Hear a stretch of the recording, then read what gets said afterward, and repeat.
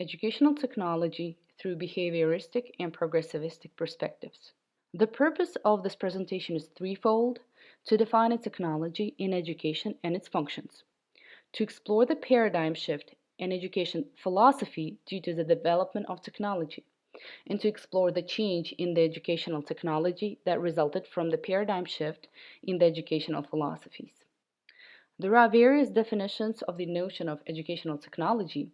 Some scholars say that educational technology pertains to the application of mechanical, material tools such as computers and computer programs to problems in education.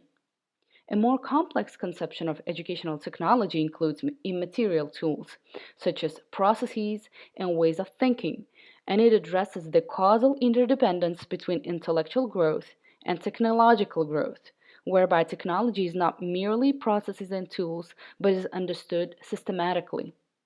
In this presentation, we'll approach the notion of educational technology through the lenses of behaviorism and progressivism. The first educational technology was called teaching machines.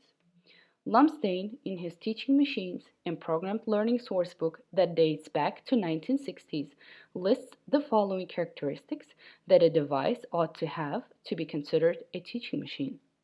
First, continuous active student response is required, providing explicit practice and testing of each step of what is to be learned. Second, a basis is provided for informing the student with minimal delay whether each response he or she makes is correct, leading the learner directly or indirectly to correction of his or her errors. And finally, the student proceeds on an individual basis at his own rate. Faster students romping through an educational sequences very rapidly, slower students being tutored as slowly as necessary with indefinite patience to meet their special needs. Benjamin lists the following characteristics of teaching machines. A teaching machine is an automatic or self-controlling device that can present a unit of information, provide some means for the learner to respond to the information, and provide feedback about the correctness of learners' responses. The shared features in most definitions of the teaching machines are automation, feedback, and self-pacing. At the American Psychological Association meeting in 1926, Sidney Pressey presents his testing machine. He believes that the procedure in mastery of drill and informational material are, in many instances, simple and definite enough to permit handling of much routine teaching by mechanical means. His teaching machines presented a question and possible answers, and the students pressed a key corresponding to their answer. Besides, teachers were freed from standardized test assessment. In 1930, Pressey was granted patent for what was called a machine for intelligence tests. As we're talking about shift in education paradigm, we ought to look at it through the perspectives of epistemological commitment of scholars who are behind the creation of these machines. The key figure behind the teaching machine movement is the Harvard psychology professor and a very widely known behaviorist, B.F. Skinner. One day, Skinner visits his daughter's class. He observes that the fourth graders progress through the assignments in the same pace. All learners do the exactly same tasks and quizzes, and the papers are graded after the class, so the learners are not provided with feedback in days.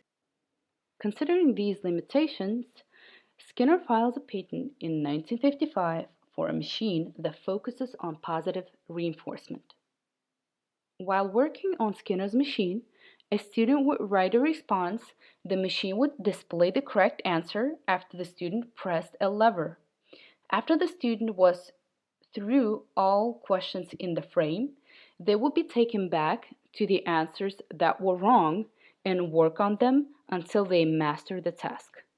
Working on questions till a student gets it right was inevitable, yet Skinner's machine didn't dispense candies as a positive reinforcement as did Pressey's technology. Nevertheless, the focus was on positive reinforcement, even if it meant working on the same question till you get the answers right. Scholars continued to build on Skinner's early ideas of programmed instruction. One of these scholars were his former mentee and research assistant, Lloyd Home. As its name suggests, min-max machines offered maximum learning in a minimum amount of time. The machine was the first educational technology to be successfully pushed to the mass market. The only drawback was that a student would get so bored by the time they got to harder questions, and this resonates with the process of working on Skinner's teaching machine. A truly revolutionary in terms of philosophical approach was Auto Tutor, designed by Norman Crowder. He was also in Skinner's lab and was a part of Skinner's young behaviorist circle. However, his educational technology used a completely different approach, a progressivistic approach rooted in Dewey's philosophy. Crowder labeled his method intrinsic programming, but it was quickly dubbed branching programming because a schematic outline of the program resembled a tree trunk, the prime path, with multiple branches, the remedial sequences. In comparison with this approach, Skinner's method was thereafter known as a linear programming. According to Melinda, if behaviorists used a pre-specific sequence of small steps, Crowder's education technology offered a more flexible programmed lesson structure that allowed learners to skip ahead through material that was easy for them or to branch off to remedial frames when they had difficulty. Crowder's series of self-instructional manuals were adaptive to learners' needs. Depending on the nature of the mistake, a miscalculation, or a misunderstanding of the concept, the learner would be forwarded to a case-specific page to revise.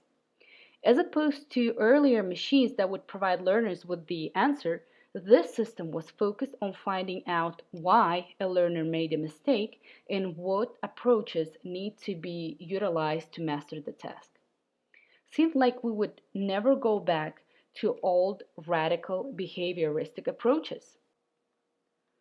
Half a decade later, we have a plethora of educational technology in the forms of educational platforms, MOOCs, that provide learning for all.